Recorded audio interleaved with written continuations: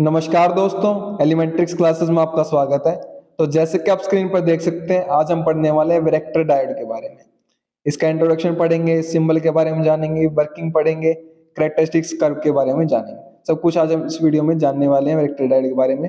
Video को शुरू करने से पहले मैं आपको एक बात बता देना चाहता हूँ कि हम बेसिक इलेक्ट्रॉनिक सब्जेक्ट को कवर कर रहे हैं, तो उसकी सभी वीडियोस की प्लेलिस्ट आपको चैनल पर मिल जाएगी, आप देख सकते हैं। और भी सब्जेक्ट की प्लेलिस्ट आपको चैनल पर मिल जाएगी, उनको भी आप देख सकते हैं, वो भी आपके लिए काफी यूजफुल रहेगी। तो शुरू करते हैं आज का टॉपिक, जो कि है वेक्टर डायोड। ठीक है, तो वेक्टर डायोड क्या है हमारा? Vector diode is a voltage dependent component. तो सिंपल सी बात पहली लाइन में कह दी गई है कि वोल्टेज डिपेंडेंट कंपोनेंट है, ये तो वोल्टेज पे डिपेंड करेगा। वोल्टेज का बहुत फर्क रहने वाला है इस वेक्टर डायोड में। ठीक है, इसकी वर्किंग में वोल्टेज का बहुत अहम रोल रहने वाला है। whose output depends on the input voltage. तो वेक्टर डायोड का जो आउटपुट है वो इनपुट वोल्टेज पे डिपेंड करेगा। ठीक है, it is used as variable capacitor. इसको हम वेरिएबल कैपेसिटर की तरह यूज कर सकते हैं वेक्टर डायोड को। वो किस प्रकार से है वो मैं आपको वर्किंग में बताऊंगा। whose capacitance is controlled by adjusting the applied reverse voltage। Vector diode को हम वेरिएबल कैपेसिटर की तरह यूज कर सकते हैं, जिसकी कैपेसिटेंस को हम कंट्रोल कर सकते हैं, काबू में कर सकते हैं, bye adjusting the applied reverse voltage. जो हम रिवर्स वोल्टेज अप्लाई करेंगे उसको एडजस्ट करके, उसको चेंज करके हम क्या कर सकते हैं, उसको कंट्रोल कर सकते हैं कैपेसिटेंस को वेक्टर डायोड के। ठीक है, vector diode is also sometimes refers to as varicap diode, tuning diode, variable reactance diode और वेरिएबल कैपेसिटेंस डायोड। तो जैसे कि हम सबके भी घर में कुछ अलग नाम होते हैं, दोस्त कुछ अलग नाम से बुलाते हैं, स्कूल्स में कॉलेजेस में अलग नाम होते हैं, लेकिन हम हैं तो एक ही ना। हमारे नाम बेशक डिफरेंट हो सकते हैं। तो इसी प्रकार से जो हमारा वेक्टर डायोड है उसके भी कुछ नाम है, जैसे varicap diode, tuning diode, variable reactance diode और वेरिएबल कैपेसिटेंस डायोड। इन सभी नामों से इसको हम पुकार सकते हैं, बुला सकते हैं। ठीक है, अब सिंबल की बात करें वेक्टर डायोड के, तो ये सारे के सारे वेक्टर डायोड के सिंबल हैं। इस तरीके से रिप्रेजेंट कर सकते हैं वेक्टर डायोड को। ठीक है, ये देखिए यहाँ पर प्लेट्स दिखा रखे हैं ना दो, ये कैपेसिटेंस को दर्शाती हैं। ठीक है, इस तरीके से भी कर सकते हो आप रिप्रेजेंट, और इस तरीके से भी कर सकते हो। ये जो एरो का सिंबल है यहाँ पर, ये वेरिएशन को दर्शा रहा है कि वेरिएबल कैपेसिटर की तरह काम कर रहा है। ओके, तो तीनों तरीकों से आप इसको दर्शा सकते हो। अब इसकी वर्किंग की बात करें हम, वर्किंग किस प्रकार से होती है हमारी वेरिएबल वेक्टर डायोड की, तो देखते हैं। A vector diode operates based on the variation of its capacitance in response to change in the applied reverse voltage. ठीक है, तो यहाँ से तो हमें पता चल गया है कि जो वेक्टर डायोड है वो रिवर्स बायस कंडीशन में काम करता है। इतना तो हम जान ही चुके हैं अभी तक जितना हमने पढ़ा। तो वेक्टर डायोड ऑपरेट करता है based on variation of capacitance. इस पे डिपेंड करता है जो उसकी कैपेसिटेंस की वेरिएशन है in response to changes in applied reverse voltage. जो रिवर्स वोल्टेज हम अप्लाई कर रहे हैं उसके रिस्पांस में जो कैपेसिटेंस चेंज हो रही है उसके ऊपर ये ऑपरेट करता है वेक्टर डायोड। ठीक है, the capacitance is inversely proportional to the width of depletion region within the diode. अब इसने क्या बात बोली यहाँ पर, जो कैपेसिटेंस होगी वो इनवर्सली प्रोपोर्शनल होगी विड्थ ऑफ डिप्लीशन रीजन की।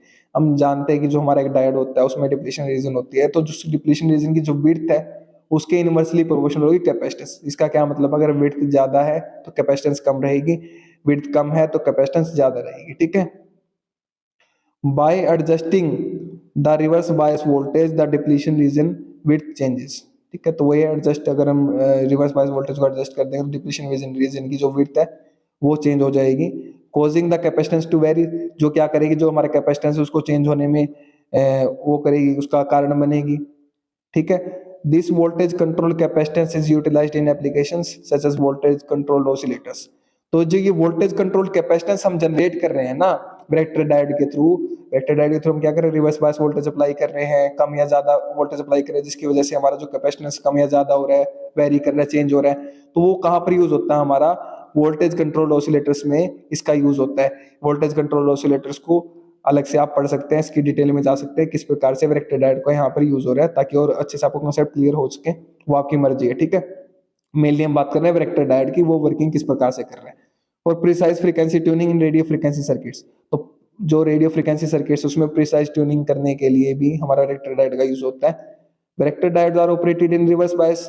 हम जान चुके हैं कि रिवर्स बायस कंडीशन में वेक्टर डायोड हमारा ऑपरेट करता है। And find significant use in R F and microwave application where frequency control is critical. और इसका जो एप्लीकेशन है वो कहाँ पर यूज हो रही है, आरएफ में और माइक्रोवेव में इसका सिग्निफिकेंट यूज है, बहुत ही महत्व, बहुत ही अहम यूज है। ठीक है, कि इसलिए where frequency control is critical, जहां पर हमारा जो फ्रीक्वेंसी कंट्रोल करना है वो क्या है, बहुत जरूरी है, बहुत क्रिटिकल है, बहुत इंपॉर्टेंट है। ठीक है, वहां पर हमारा वेक्टर डायोड का यूज हो रहा है। तो अब यहाँ पर जैसे मैंने आपको वर्किंग में समझाया, जो हमारे रिवर्स वोल्टेज है ये रिवर्स बायस में कनेक्ट है, ये देखिए पी टाइप नेगेटिव से कनेक्ट है और ये एन टाइप पॉजिटिव से कनेक्ट है। तो ये जो डायोड है हमारा vector diode reverse bias condition में वो है कहते हैं कनेक्ट है। और यहाँ पर हम देख सकते हैं ये हमारी रिवर्स वोल्टेज अप्लाई कर रखे हैं हमने यहाँ पर। ठीक है, low reverse bias voltage large capacitance, अगर रिवर्स बायस वोल्टेज लो होगी तो जो हमारा कैपेसिटेंस होगा वो लार्ज होगा। यहाँ पर आप देखिए, यहाँ पर आपको डिप्लीशन रीजन दिख रहा है, ये देखिए नैरो डिप्लीशन रीजन, नैरो का मतलब क्या, पतले डिप्लीशन रीजन। अगर डिप्लीशन रीजन पतली है तो हमारा जो क्या है रिवर्स वोल्टेज लो है, रिवर्स वोल्टेज लो है जिसकी वजह से डिप्लीशन रीजन पतली है, ज्यादा चौड़ी वाइड नहीं हुई है, जिसकी वजह से हमारा कैपेसिटेंस क्या रहेगा, लार्ज रहेगा। ठीक है, अगर वही मैंने बताया था इनवर्सली प्रोपोर्शनल, अगर रिवर्स बायस वोल्टेज कम है तो जो हमारी कैपेसिटेंस है वो इंक्रीज करेगी। ठीक है, ये फ्री इलेक्ट्रॉन्स को दर्शा रहे हैं ये वाले। ठीक है, और ये होल्स को दर्शा रहे हैं व्हाइट वाले। ठीक है, ये तो आप देख ही सकते हैं यहाँ पर।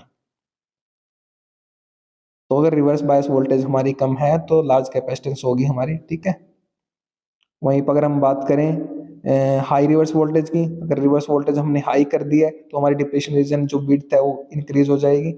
हम जानते हैं रिवर्स बायस कंडीशन में हमारी किस प्रकार से जो डायोड काम करता है। ठीक है, तो जो विड्थ है वो इंक्रीज हो जाएगी, विड्थ इंक्रीज हो जाएगी डिप्लीशन रीजन की, तो जिसकी वजह से क्या होगा, स्मॉल कैपेसिटेंस होगा, कैपेसिटेंस क्या होगा हमारा, स्मॉल होगा। ठीक है, अब अगर हम बात करें therefore we can calculate the capacitance of the varactor diode using a variable capacitor formula। तो अगर हमें जो हमारा डायोड है, वैरेक्टर डायोड है, उसकी अगर हमें कैपेसिटेंस फाइंड आउट करनी है तो हम फॉर्मूले का यूज करके कैपेसिटेंस को फाइंड आउट कर सकते हैं। The given expression of the junction capacitance of varactor diode is given by, तो ये जो एक्सप्रेशन है ये हमारा कैपेसिटेंस फाइंड आउट करने के लिए है। सीजे किस चीज को डिनोट कर रहा है, जंक्शन कैपेसिटेंस को। एप्सिलॉन किस चीज को डिनोट कर रहा है, permittivity of the semiconductor. Permittivity of the semiconductor मतलब क्या है, जो हमारा सेमीकंडक्टर मटेरियल है वो कितना परमिट करेगा हमारी इलेक्ट्रिक जो फील्ड लाइंस है उनको स्टोर करने में, उनको जनरेट करने में।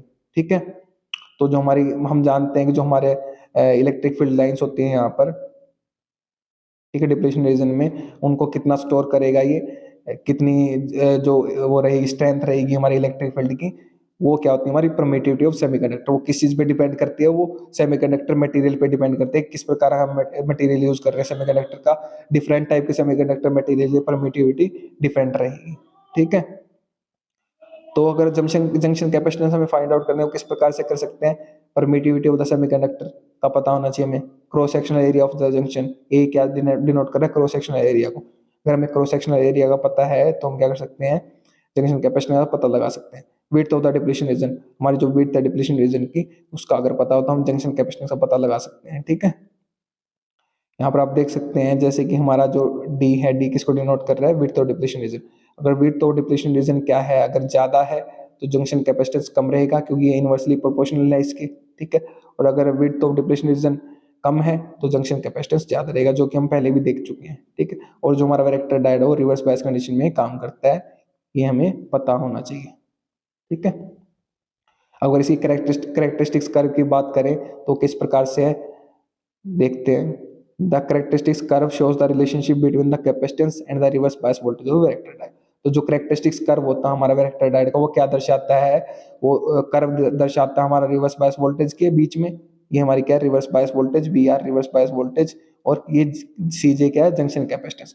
इन दोनों के बीच में हमारा कर्व दर्शाता है, ये हमारा करेक्टरिस्टिक्स कर्व। अब इन दोनों के बीच में रिलेशन किस प्रकार से हम देख चुके हैं।